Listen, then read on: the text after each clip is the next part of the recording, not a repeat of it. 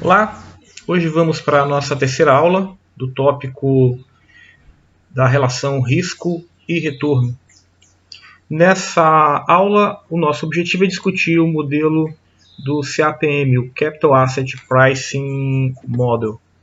Esse modelo teórico, ele parte de um conjunto de princípios que a gente vai discutir aqui e que a conclusão agregada desse conjunto de princípios é de que o mercado financeiro ele é eficiente. Então, não existem custos de transação na compra e venda de ativos. Você pode comprar os ativos de maneira infinitesimal, ou seja, os ativos são completamente divisíveis, infinitamente divisíveis. Não tem diferença entre você ganhar dinheiro, seja no recebimento de dividendos, seja via ganhos de capital. Ganho de capital seria aquele ganho que você obtém quando o ativo se valoriza. Então, para o investidor seria indiferente um ganho via dividendos ou um ganho via ganho de capital. Outra premissa do CAPM é de que o indivíduo sozinho, ele nas suas compras e vendas de ativo, ele não pode afetar a estrutura de preços do mercado, ou seja, ninguém sozinho poderia manipular o mercado.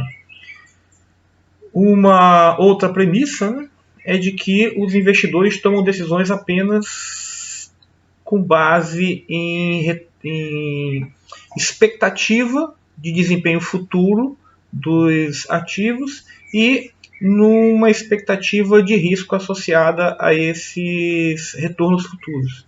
E essa expectativa ela pode ser mensurada via o desvio padrão dos retornos dos ativos. Além disso, um dos pressupostos do modelo é que um investidor ele pode, de maneira ilimitada, vender a descoberto um ativo. O que é uma venda descoberto?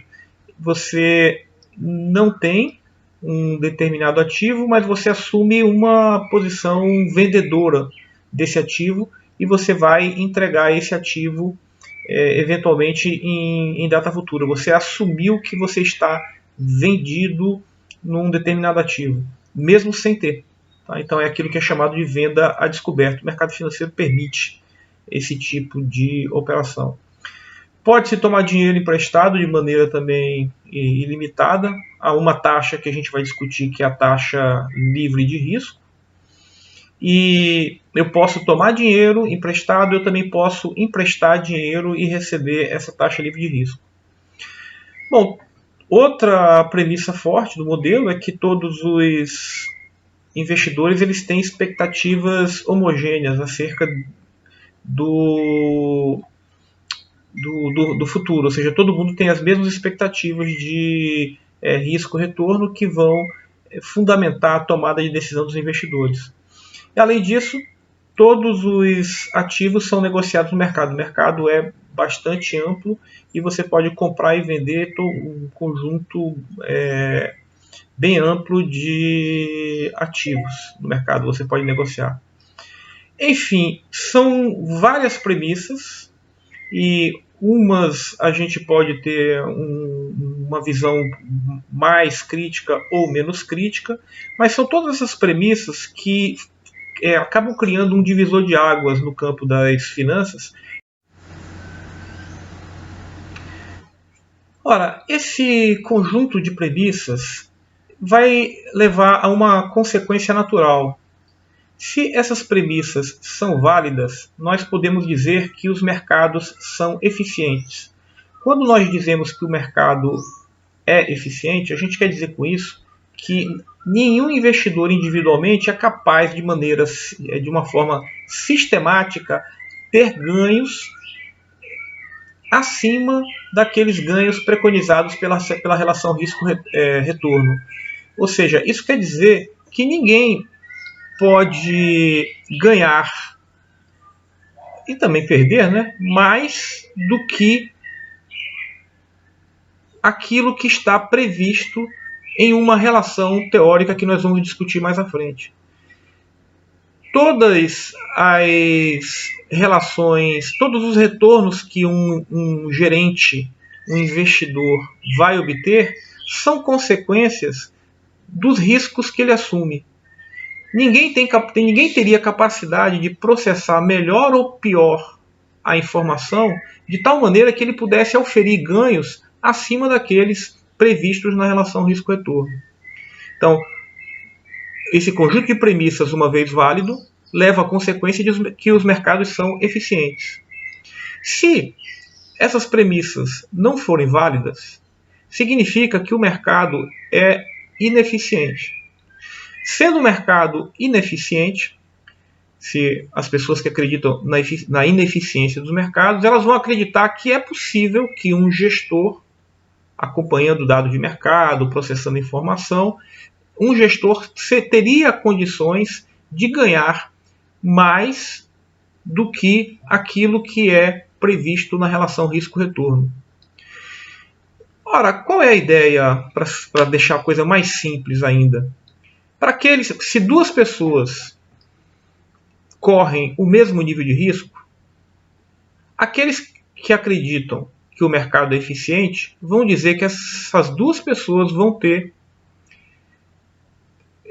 de maneira persistente, ou seja, de maneira sistemática, na medida que o tempo passa e elas estão continuamente investindo no mercado, duas pessoas diferentes com o mesmo nível de risco teriam o mesmo retorno.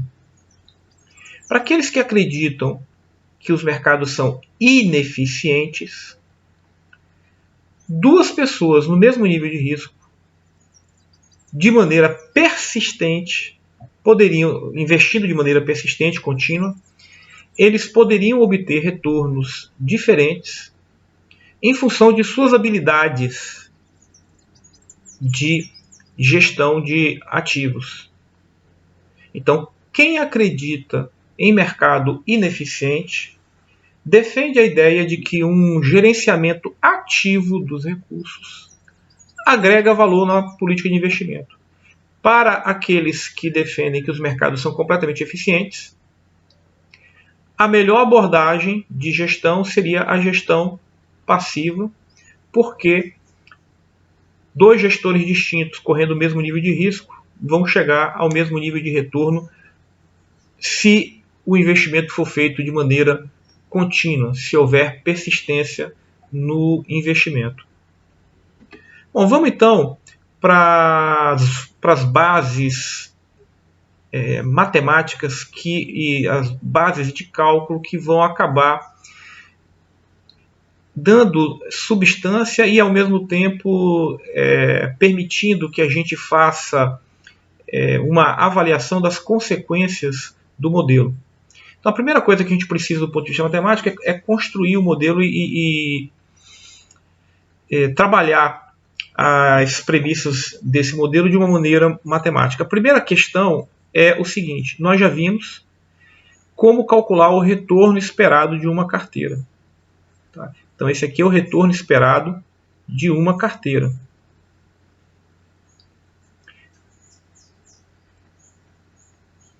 Onde eu tenho os retornos esperados de cada ativo de maneira individual, I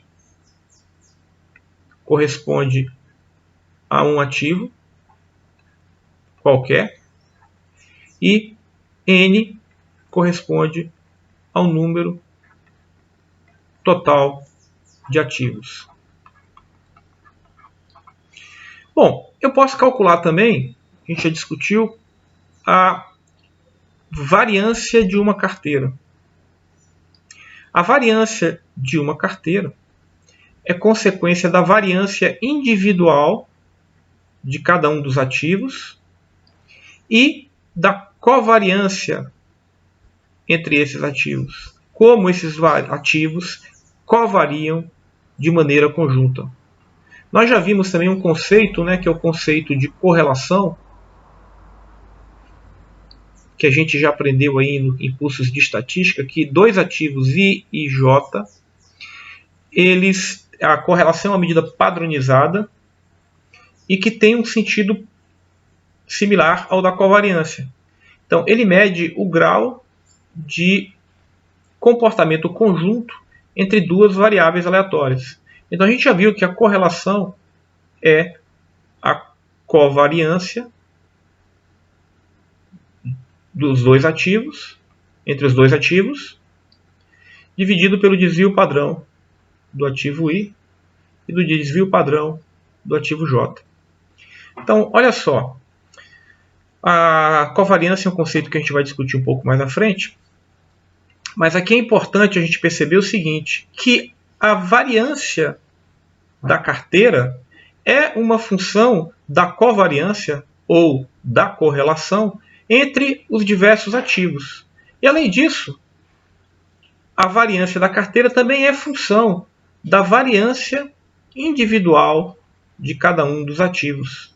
Então, olha, no risco associado a uma carteira, eu tenho duas componentes associadas ao risco. Uma componente é a contribuição individual de cada ativo ao risco da carteira. Outra componente é a contribuição conjunta dos diversos ativos aos pares, essa contribuição aos pares, entre os diversos ativos, para a variância da carteira. E percebam que quanto menor esse número, lembrando inclusive que a covariância pode ser negativa, menor o risco da carteira.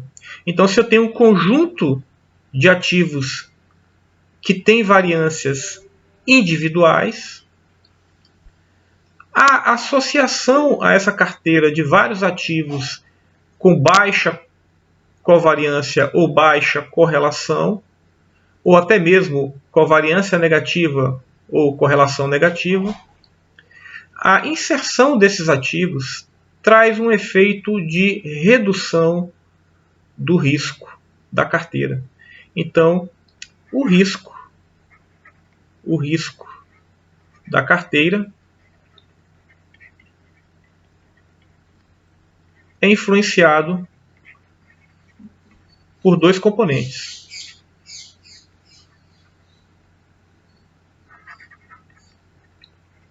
O risco individual dos ativos, o risco individual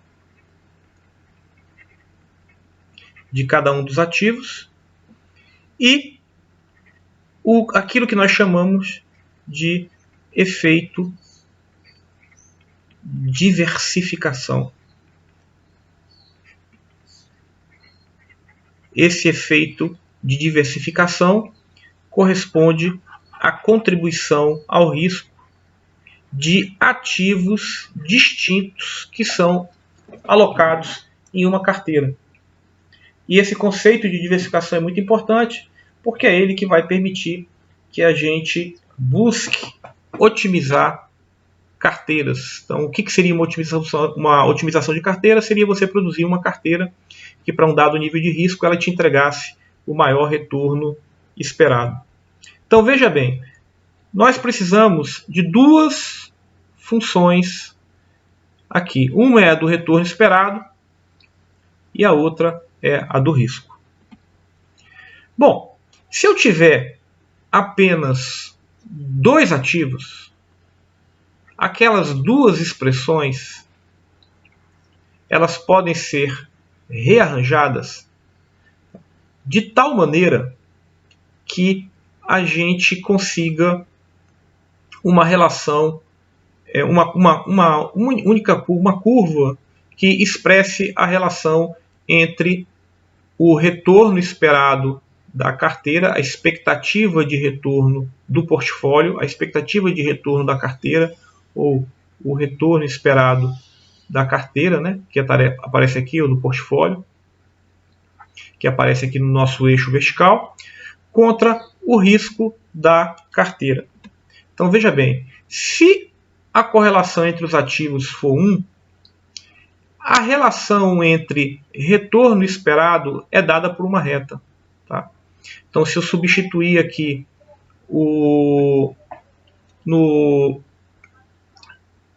se eu construir a relação existente entre essas duas funções, entre as duas variáveis que compõem essa função, que é o retorno esperado e o risco do portfólio, é possível que eu construa aqui uma relação com dois ativos, com apenas dois ativos, e que se a correlação for perfeita entre esses ativos, eu vou ter uma relação linear entre o retorno esperado da carteira e o risco associado à carteira, se eu tiver apenas dois ativos.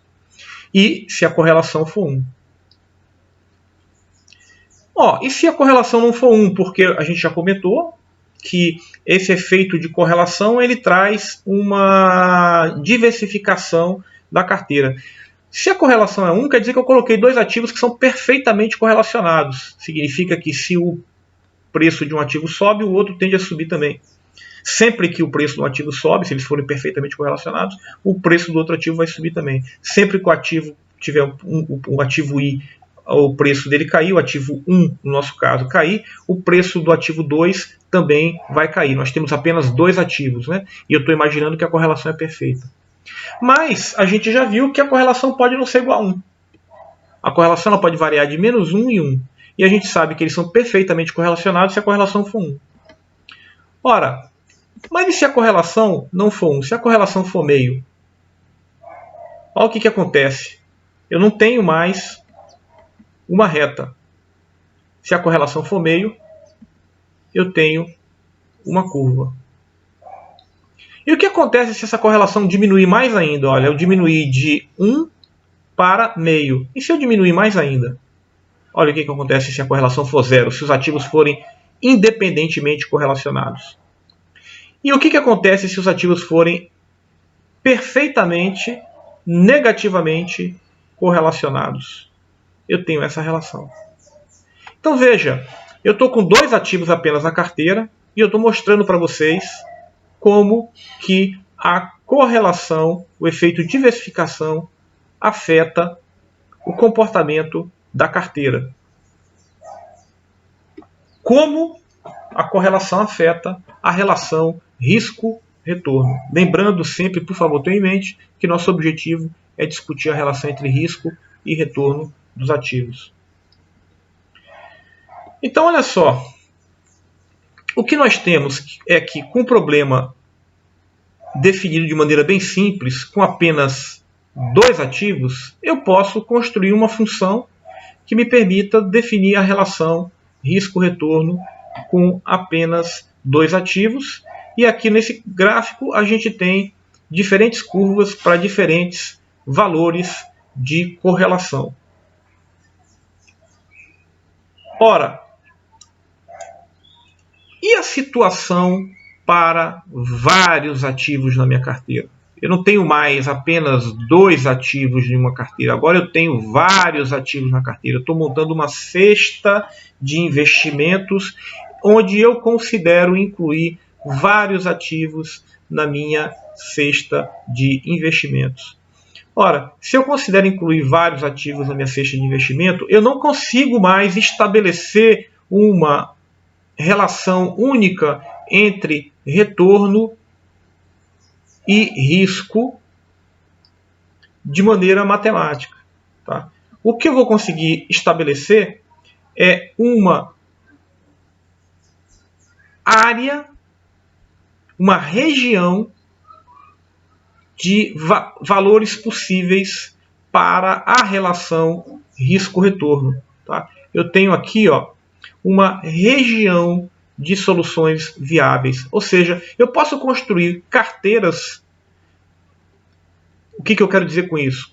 Imagine no mercado acionário, eu estou comprando ações da Vale, da Petrobras, do Itaú, do Bradesco, da Oi, enfim, da Klabin, enfim, de um conjunto enorme de empresas. Eu tenho que decidir quanto que eu vou colocar de dinheiro em cada uma dessas ações. Ora, eu tenho várias decisões possíveis, eu tenho infinitas possibilidades, cestas possíveis de carteiras que eu posso construir, alocando um pouquinho de dinheiro em cada uma das ações. O que eu estou querendo dizer para vocês é que quando você constrói cada uma dessas carteiras, elas têm uma relação risco-retorno. Cada uma vai cair aqui dentro dessa região de soluções viáveis. E a gente diz região de soluções viáveis porque são pares possíveis de risco-retorno. O que está fora dessa região de soluções viáveis, eu não consigo encontrar nenhuma carteira que vai cair aqui. Ó. Eu não consigo alocar dinheiro de tal maneira que retorno esperado e risco vai cair aqui nesse ponto. Todo o conjunto de soluções viáveis está definido por essa relação. Lembrando também, tá, o seguinte, que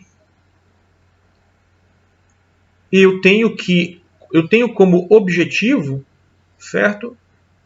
Numa relação risco-retorno, é importante que eu saiba que, dado um nível de risco, o que eu gostaria de ter seria a maior rentabilidade possível.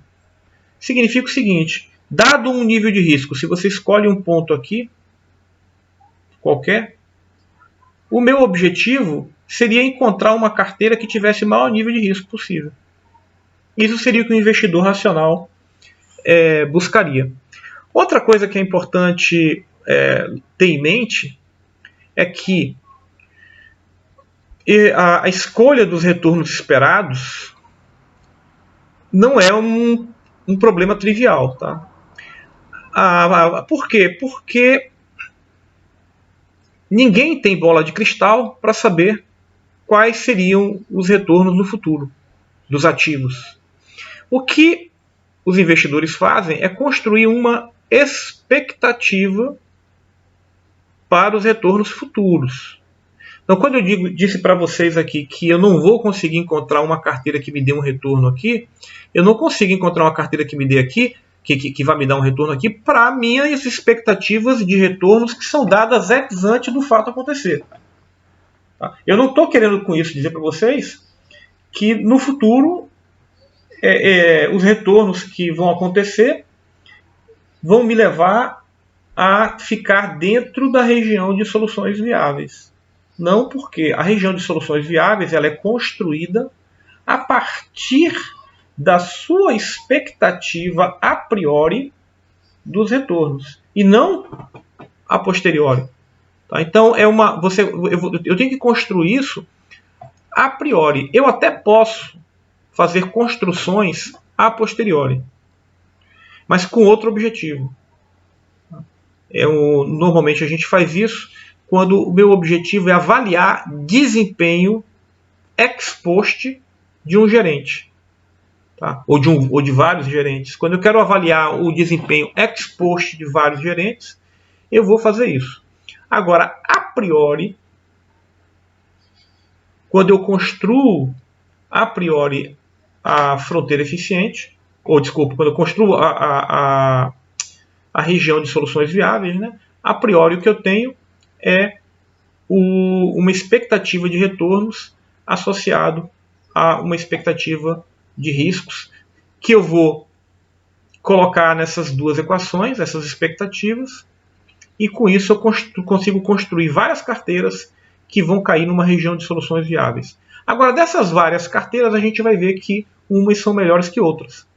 Porque eu já disse, se meu objetivo para um dado nível de risco é obter o maior retorno possível, então eu não posso dizer que todas as carteiras dentro da região de soluções viáveis, que todas as carteiras são indiferentes. Eu posso escolher uma qualquer em detrimento de outra. Não, isso não é verdade. Aqui o que a gente vai ver é o seguinte. Eu tenho vários pares risco-retorno.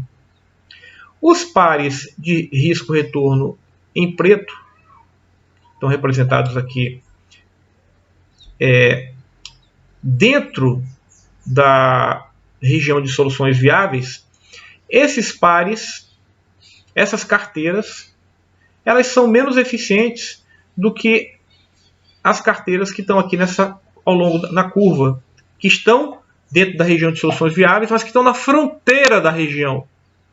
Então, as carteiras que caem na fronteira da região de soluções viáveis, nessa fronteira aqui superior, são carteiras que a gente diz carteiras eficientes. Porque, veja bem, ó, para um dado nível de risco qualquer, veja bem, ó, o portfólio P ele tem uma relação risco-retorno, certo?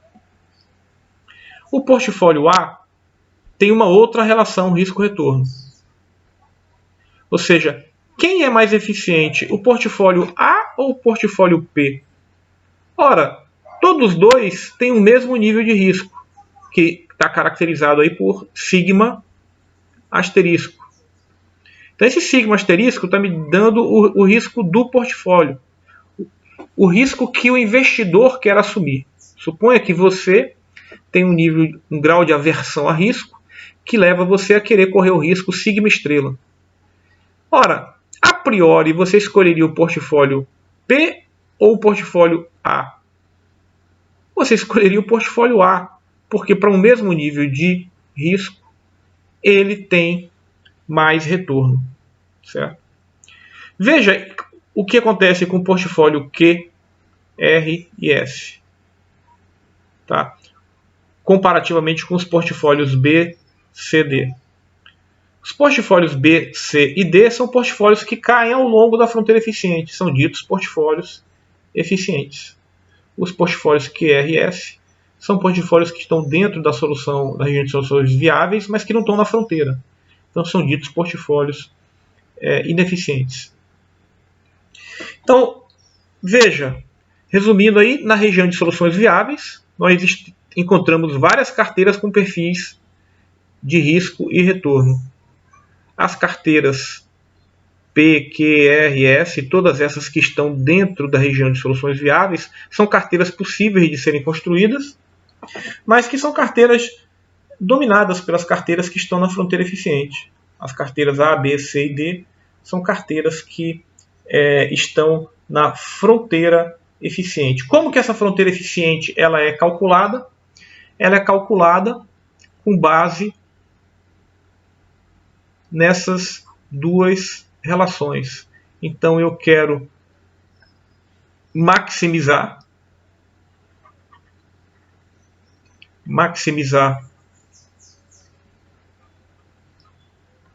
retorno para um dado nível de risco. Esse é um problema que a gente diz um problema de otimização quadrática, tá? Porque eu tenho uma relação quadrática aqui, eu vou ter um problema de otimização quadrática, que é a busca do maior retorno para um dado nível de risco. Bom, vamos então agora falar do modelo CAPM. Tá? No modelo CAPM, o ponto de partida é a fronteira eficiente. Então, vamos supor que eu tenho um conjunto de ativos e que eu tenho a capacidade de construir a fronteira eficiente para essa quantidade de ativos. Ora, para um risco igual a zero, se eu tivesse um ativo com risco igual a zero, ele me desse algum tipo de rentabilidade, eu diria que esse ativo seria o ativo livre de risco. Ou seja, para um risco zero, se eu tiver algum ativo que me dê alguma rentabilidade, que deve ser baixa, eu teria o ativo livre de risco. Normalmente a gente tem você pode imaginar que os títulos de pós-fixados do Tesouro Nacional, por exemplo, o Tesouro Selic, que remunera a taxa Selic do dia, você sempre sabe ali que você vai ganhar aquela taxa Selic do dia. Então o risco de mercado associado a esse título ele é muito baixo. Então a taxa Selic poderia ser considerada como a nossa rentabilidade livre de risco. Ora, eu posso montar uma carteira qualquer que vai ter um par risco-retorno. E eu posso colocar todo o meu dinheiro na carteira Q. Todo o meu dinheiro eu posso colocar na carteira Q.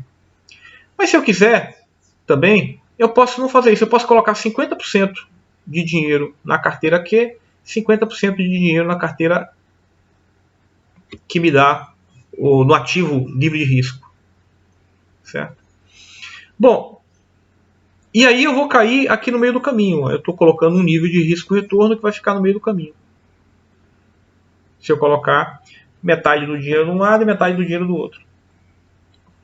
Se eu tomar dinheiro emprestado e comprar mais da carteira Q, eu posso inclusive correr mais risco. Tomei dinheiro emprestado, montei uma carteira em que eu estou emprestado em dinheiro e ainda alavanquei comprando mais da carteira Q.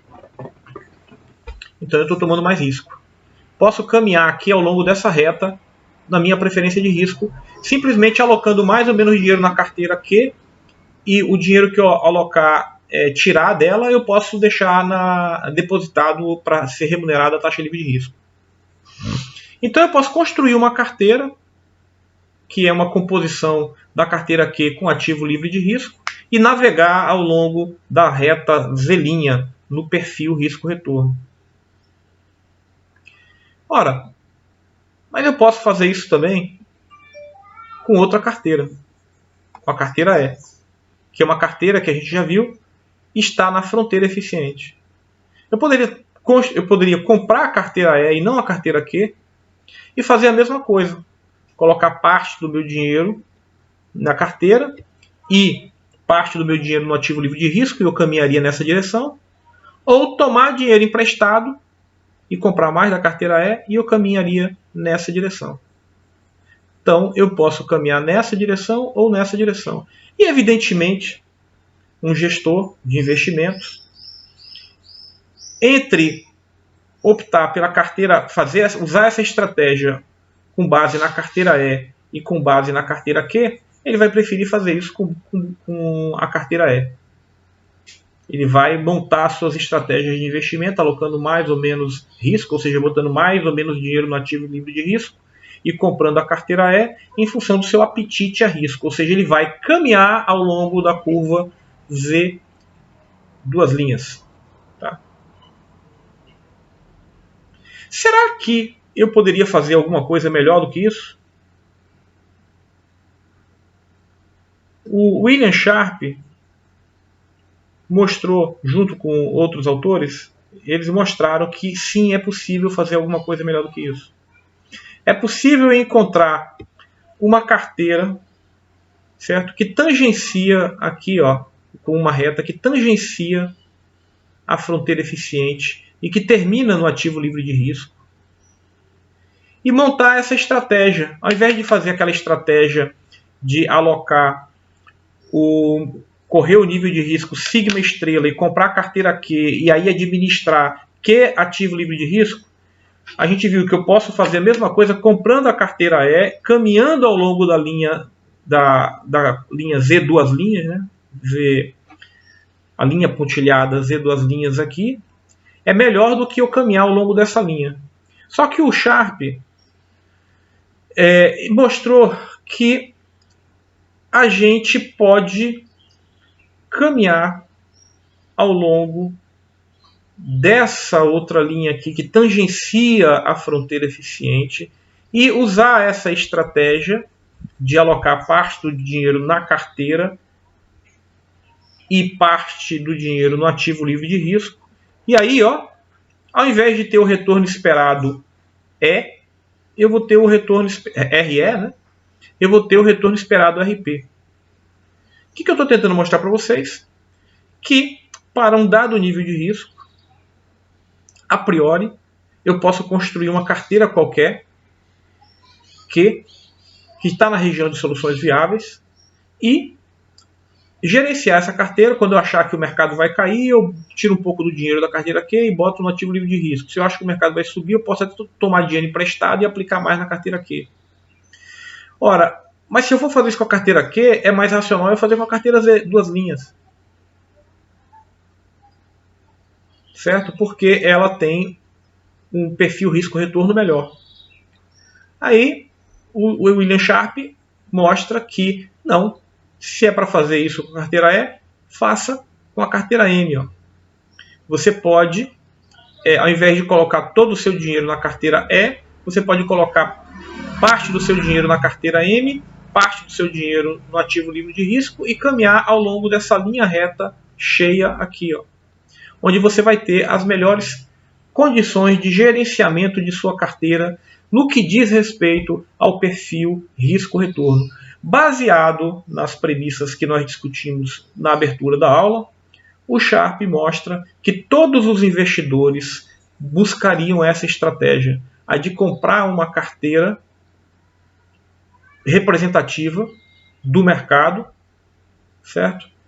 E construir as suas estratégias de investimento alocando mais ou menos dinheiro no ativo livre de risco. E essa linha reta cheia, ela passa a ser chamada de linha do mercado de capitais. Essa reta cheia é a nossa linha do mercado de capitais. Ok? Essa reta aqui, ó, é a nossa linha de mercado de capitais. E aí, essa linha de mercado de capitais, a gente pode representar ela de maneira matemática e chegar àquilo que o William Sharpe propôs como o modelo do Capital Asset Pricing Model, o CAPM. Certo?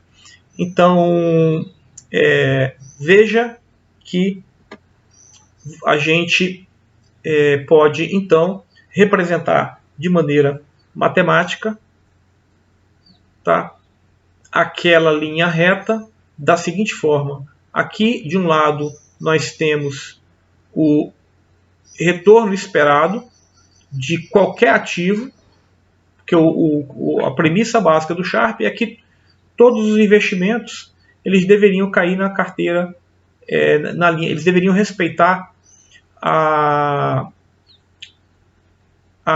linha do mercado de capitais. Então, o que ele propõe para que eu analise os retornos esperados em função dos riscos é de que todos os ativos teriam que respeitar essa relação. O retorno esperado que eu tenho de um ativo, ele é consequência ou seja, o retorno esperado de um ativo é consequência do retorno esperado que eu tenho para o mercado como um todo. Vou imaginar aqui que seria o retorno esperado de uma carteira como o Ibovespa, tá? Que é uma carteira representativa de mercado que é construída em função lá do nível de capitalização das firmas que compõem o índice. Então, o que acontece? Eu tenho um Ibovespa, um IBRX, um índice que represente o mercado. Então, se eu tenho uma expectativa de rentabilidade do mercado, eu teria aqui uma associação entre o que eu espero que o mercado tenha de retorno e o que o ativo vai ter de retorno. Bom, como a gente viu, na reta ela parte do ativo livre de risco. Então, o ativo livre de risco ele entra aqui na função. Além disso, essa diferença aqui, né, que é o retorno esperado do índice, do Ibovespa, subtraído do retorno do ativo livre de risco, ou seja, da taxa Selic, ou seja, se eu tenho uma expectativa de que o Ibovespa ao longo de um ano suba 10% e que a Selic renda 3%, o meu prêmio de risco, seria de 7%. Então, o prêmio de risco mede a diferença entre a sua expectativa de retorno para o mercado e a sua expectativa e a sua remuneração da taxa livre de risco. Bom, faltou aqui agora a gente discutir o beta. Tá? O beta é uma medida de risco sistemático dos ativos. Se a gente trabalhar o modelo do CAPM, tá, a gente consegue mostrar que nenhum investidor está disposto a pagar, a ser remunerado pelo risco idiosincrático ou pelo risco específico de um determinado ativo.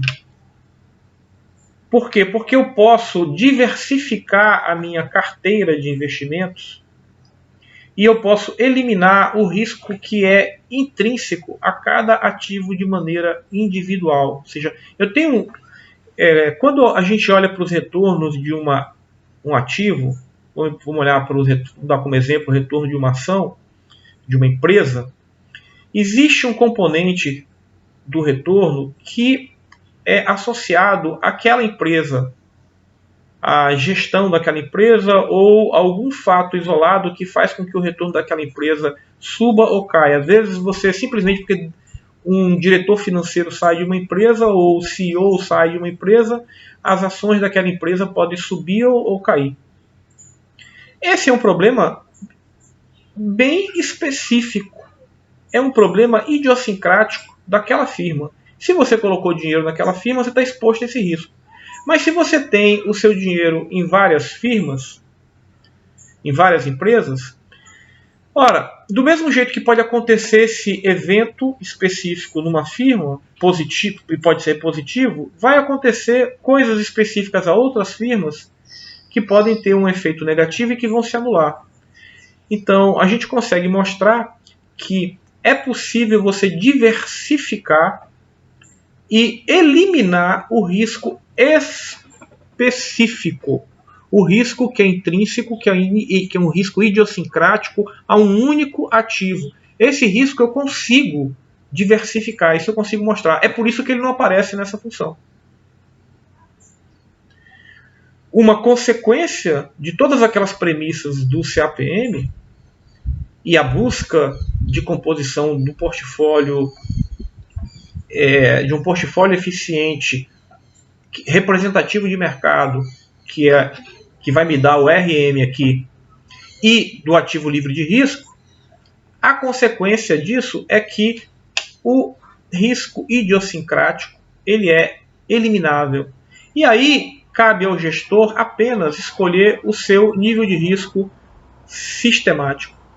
Tá? E cada ativo individual ele sobe mais ou menos em relação ao mercado em função de características próprias, mas que são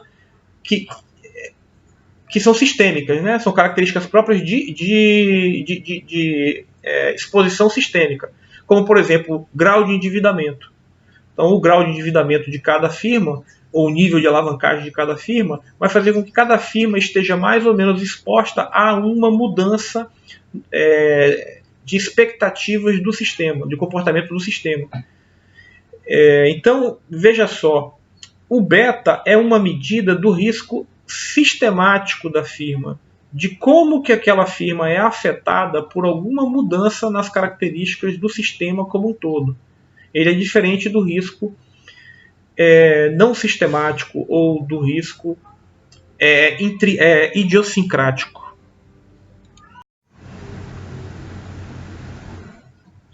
Ora, o que a gente quer dizer com isso então é que o retorno esperado do ativo ele tem um componente que é a taxa livre de risco e um componente que é intrínseco a uma variação de mercado, onde algumas firmas estão mais ou menos expostas a essa variação de mercado em função do seu risco, da sua medida de risco sistemático, em função do seu beta. Cada empresa tem o seu beta, ou seja, que é o nível de seu risco em função de variações dos preços de mercado.